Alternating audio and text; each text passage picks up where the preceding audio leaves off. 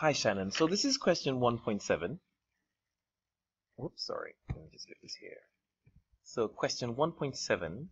My screen is just so temperamental. Okay, great. 1 second. It's coming.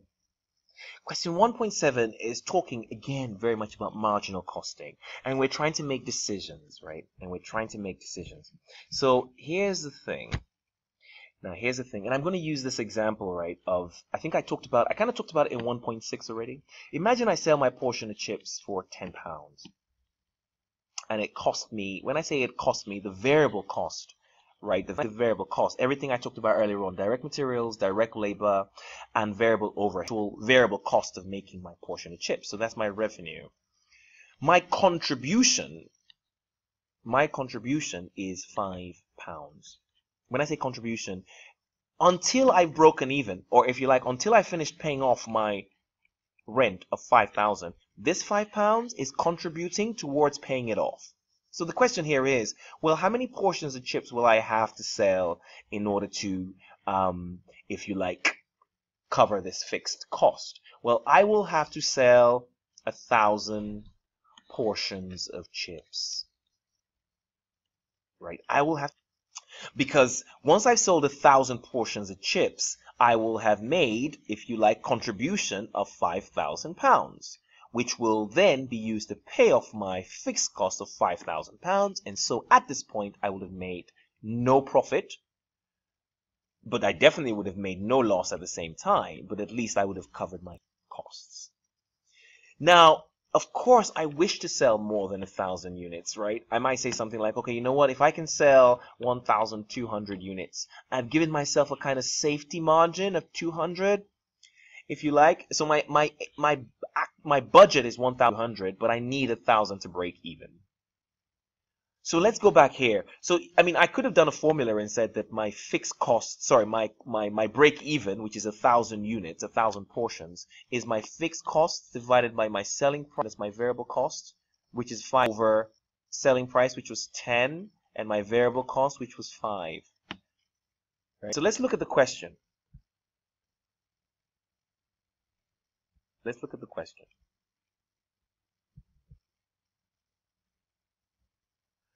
So the question says that we have, also it asks a couple of questions. It says, what is contribution? So contribution really is just the extra, the excess. So whatever my excess of actual selling price, sales revenue. No. Here we are. Selling price less variable costs. Right? Selling price less variable costs. That's what my contribution is. Then my break-even revenue is the revenue that comes in, so that where I'm making no profit. Sales revenue where there's neither profit nor loss. So I've just sold enough revenue. I've just had enough revenue. So in this scenario, our break-even revenue would be, right? Because if I'm going to need to sell 1,000 units to break even, my break-even revenue will be £10 revenue. £10 times 1,000 units. That's my break-even revenue.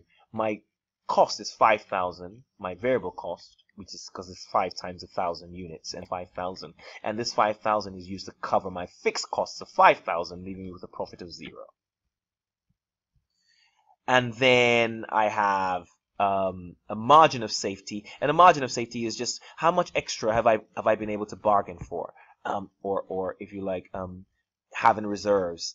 So literally, it is of actual sales over break-even sales, right? So I said actual sales 1,200 over 1,000 units, right? Because it's me keeping myself safe. I have 200. So literally, the language is that if you fall by 200, if you budget to sell 1,200 units, or you actually sold to 1,200 units, you could say something like, oh, imagine I had fallen by 200 units, I would be at break-even. That's your margin of safety.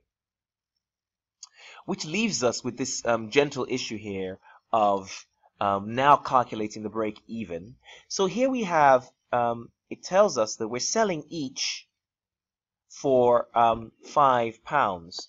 So we know what our fixed overheads are. That's fine. So that's the first thing we need, 57,000. We know we have 57,000.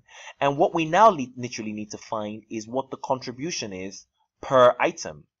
So we know that for 10,000 units, you have 4,800 plus 7,508 plus 7,652. That's the total cost of making 1,000 units. So I can find the variable. I can find the total variable cost per unit by adding these three together. So 4810, 7508, 7682. Right. And if I add those three things, together, I get, let's just go back to my screen. 57,000 is my fixed cost as well. So I'm just going to go here, add a new page. So I have my variable costs are 4810, 7508, 7682.